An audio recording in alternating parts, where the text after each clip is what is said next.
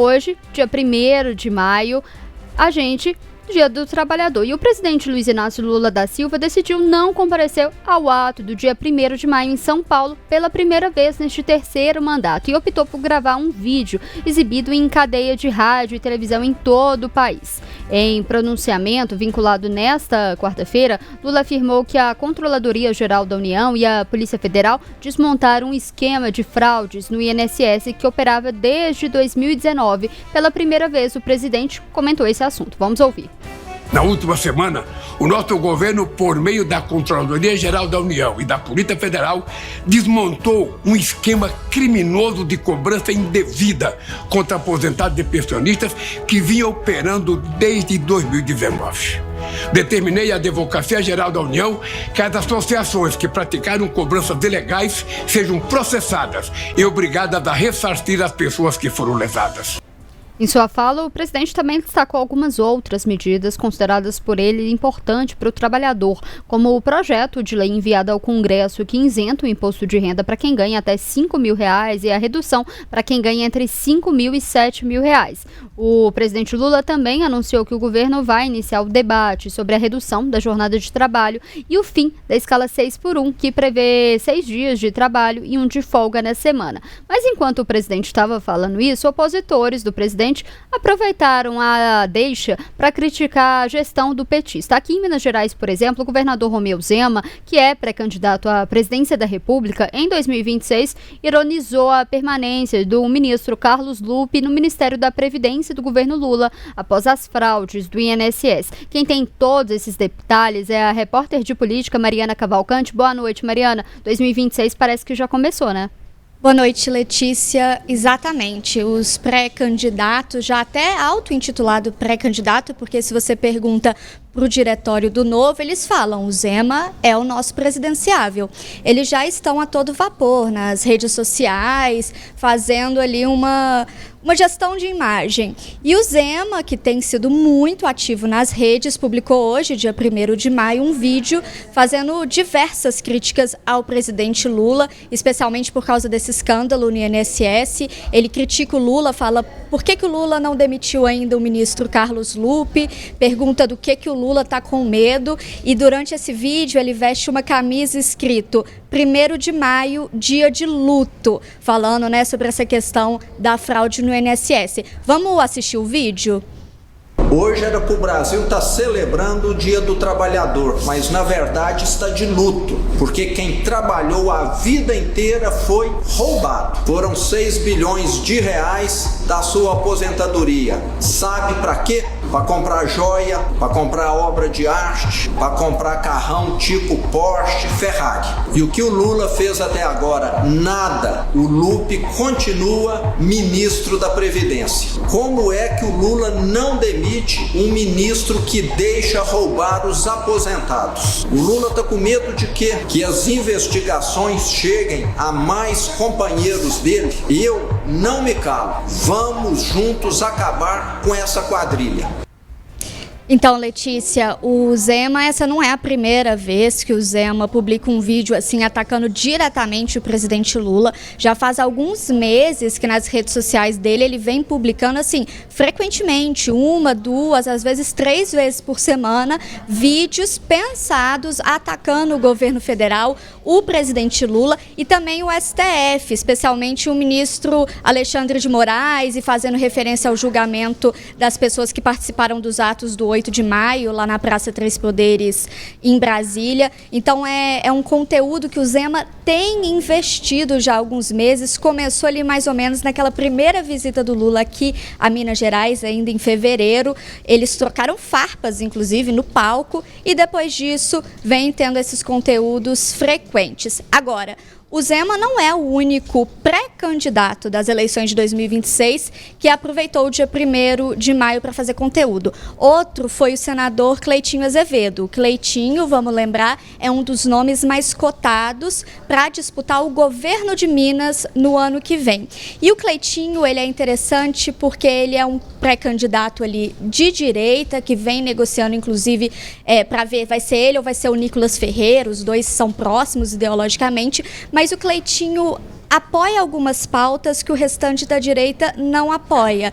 E um desses exemplos é a mudança na legislação trabalhista do 6x1. O Cleitinho está junto com vários políticos de esquerda que defendem o fim da escala 6x1. E hoje, no dia 1º de maio, ele publicou um vídeo também defendendo o fim dessa escala e cobrando do presidente Lula uma atitude mais contundente, mais forte sobre esse debate para instigar que o debate continue no Legislativo Nacional. Vamos assistir esse vídeo também.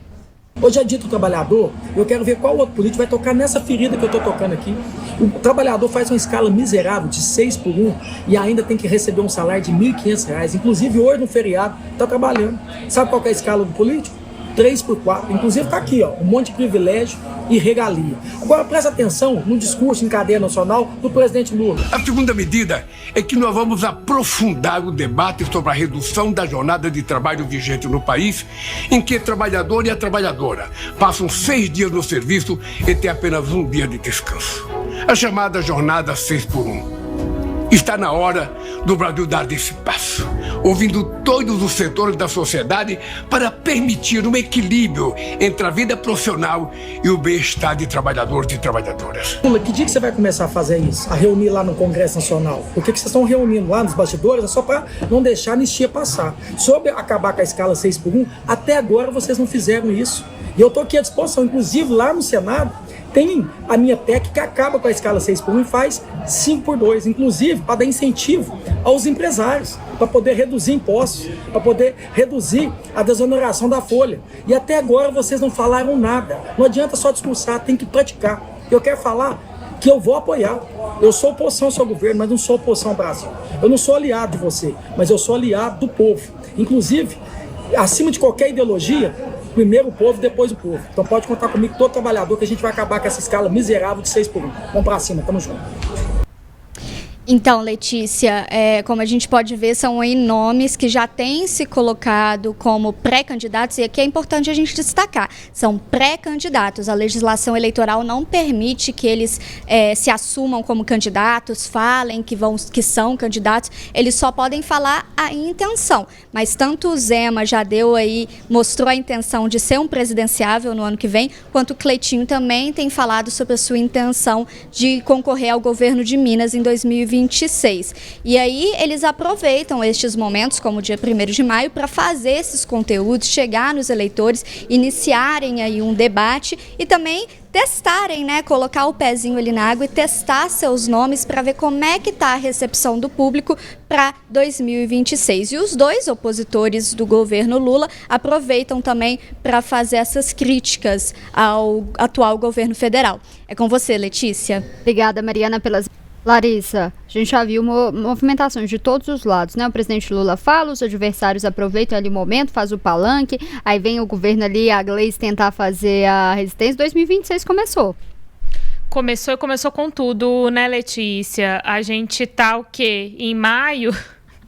Maio de 2025 e a gente de um já ano, tá... né? Ainda. Exatamente, assim... E a gente está vendo já essas trocas de farpas, esses embates.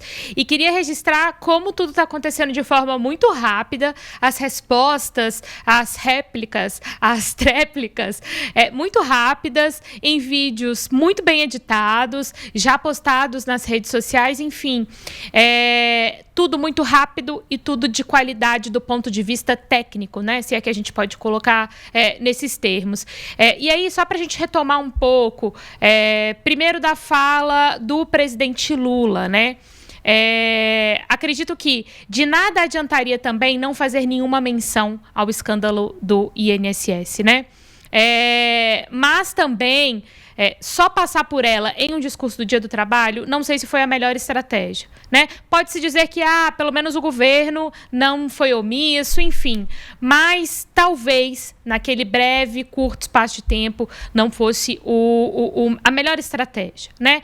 A gente vê, então, Romeu Zema respondendo isso, mas aí se a gente pega, né, se a gente vai para o campo da direita, e se a gente pega uma análise meramente ali da construção da narrativa, né, do Romeu Zema e do Cleitinho, A narrativa do Cleitinho, ela é muito mais palatável, né? Ela chega com muito mais facilidade, ela é muito melhor Cleitinho recebida. Fala aquilo que a população quer ouvir, né? Aí tanto que de vez em quando ele tende ali, defende o governo Lula, às vezes ele ataca. Na verdade, ele tá ali no senso comum, né? O que o povo quer ouvir. E fala, exatamente, ele fala o que o povo quer ouvir, fala de uma forma simples, passando ali uma sensação de sinceridade para aquilo que está sendo dito, né? Que não é artificial, né? A gente sente que tem uma sinceridade ali que não é algo artificial. Então, se a gente pega do ponto de vista da construção da narrativa e se a gente compara Romeu Zema e Cleitinho, esse discurso dele, com críticas ao governo, ele consegue criticar o governo, ele consegue fazer uma propaganda ali da PEC dele sobre a escala de trabalho e ele consegue ainda, digamos, agrupar e trazer para junto dele aqueles que pensam da mesma forma, né? Não necessariamente porque está no campo da direita vai ser contra, por exemplo, a questão de redução, de melhoria da escala de trabalho, porque a gente lembra que essa questão da PEC 6x1, né? Ela é uma pauta da deputada Érica Hilton do PSOL, né? Ela que puxou esse coro, ela que se articulou com coletivas, com coletas de assinaturas, enfim. Foi ela que se articulou e trouxe esse assunto para dentro do Congresso Nacional. Agora a gente vê vários partidos querendo...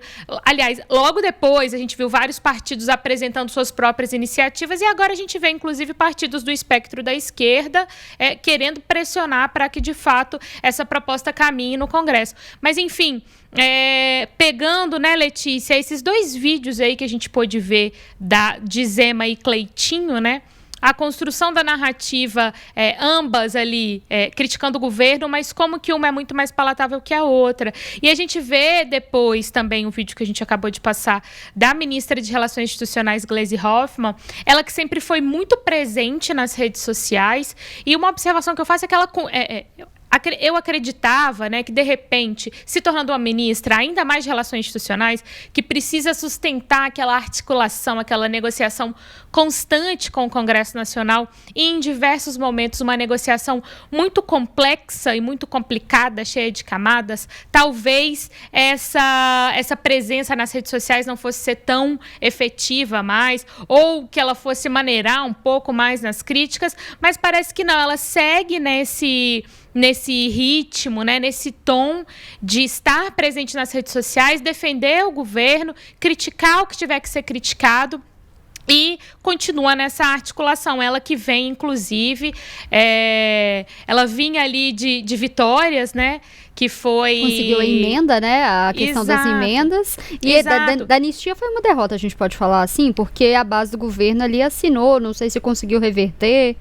Mas pelo menos não pautou, né, Letícia? Então, foi uma vitória ali na reunião de líderes da semana passada, quando o Hugo Mota, junto ao Colégio de Líderes, decide não pautar o requerimento de votação de urgência do projeto que prevê a anistia aos envolvidos nos atos de 8 de janeiro. E vinha de uma vitória também em relação ao Glauber Braga, que agora sofreu essa derrota na Comissão de Constituição e Justiça, que não teve o recurso aprovado, mas logo que ele tem a cassação do mandato aprovada pelo Conselho de Ética, ele começa aquela greve de fome, muito em função também de uma articulação da Gleisi, do Lindbergh, para que Mota ouvisse ali, para que Mota fechasse um acordo com Glauber, Hugo Mota, o presidente da Câmara, e aí eles conseguem, jogando, né, dando esse prazo de 60 dias para que a questão fosse a plenário e tudo mais, também foi apontada como uma vitória da Gleisi.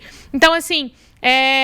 tudo isso para dizer que sim, 2026 começou, não necessariamente estamos falando, essas críticas e esses vídeos estão focados nas eleições, mas como que a gente citou aqui quantos assuntos, né, Letícia? Citamos aqui vários assuntos, mas todos tendo como pano de fundo já esse embate e essa troca de farpas em relação às eleições do ano que vem. 2025 promete e 2026 promete mais ainda, né, Letícia? E Larissa, você chegou a comentar sobre essa questão, é porque a esquerda ainda está patinando, né? A direita ali, muito do que a gente vê a diferença é a seguinte, porque muitos políticos eles tiveram que aprender a fazer comunicação. A direita ali, do contrário, muitos, eles são políticos porque eles já sabiam comunicar. E a gente vê a esquerda ainda patinando, tentando encontrar o mesmo tom, porque sabe que a mobilização, a política mudou, agora é a comunicação. Mas, Larissa, eu queria te perguntar da não presença do presidente Lula nesses atos sindicais do 1º de maio, porque a gente tem que relembrar toda a trajetória do presidente Lula, né? Um sindicalista, ele não participar desses eventos não afasta um pouco da origem dele? Exato. Mas eu acho que nesse caso, Letícia, é óbvio, né? Ele não comparecer aos atos, né, de hoje é algo muito significativo, como você disse, porque ele nasceu nesse berço do sindicalismo, né?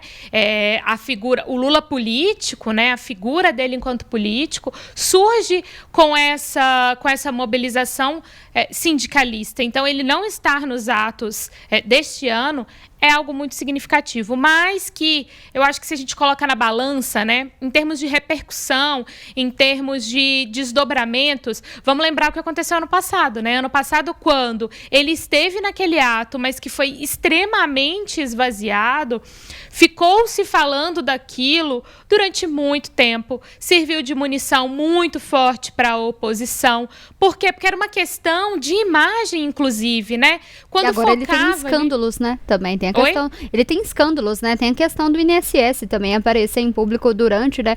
A gente está falando de um momento ali frágil do governo, né? Também. Exatamente, Letícia. Então, assim, eu acho que foi uma conjunção de fatores, né? Tendo como referência a repercussão negativa do ano passado, a questão ali, quando, né, pegava-se de cima, se a imagem estava esvaziado, e aí muito se criticou porque as fotos, digamos, oficiais, entre aspas, foram divulgadas no sentido de ver o público em linha reta, assim, então parecia que estava mais cheio do que o que realmente estava. Então, assim, em termos de críticas, desdobramentos, repercussão, acho que o governo botou na balança e viu que fazia mais sentido simplesmente não ir. Haveria a crítica? Haveria. Mas que fazia mais sentido não ir. E em relação ao que a gente pode ver, por exemplo, de envolvimento, seja do ministro Márcio Macedo, né, que é o responsável por essa articulação junto aos movimentos sociais, seja em relação aos outros ministros. Então, meio que a sensação que dá é que o governo foi jogando para esses outros integrantes e esses outros representantes essa responsabilidade de representar o PT, de representar a gestão Lula nos movimentos de 1º de maio, do Dia do Trabalhador. Mas, sim, é muito significativo, Letícia, a gente falar que o presidente Lula não esteve em nenhum dos atos que ocorreram hoje mais cedo, né?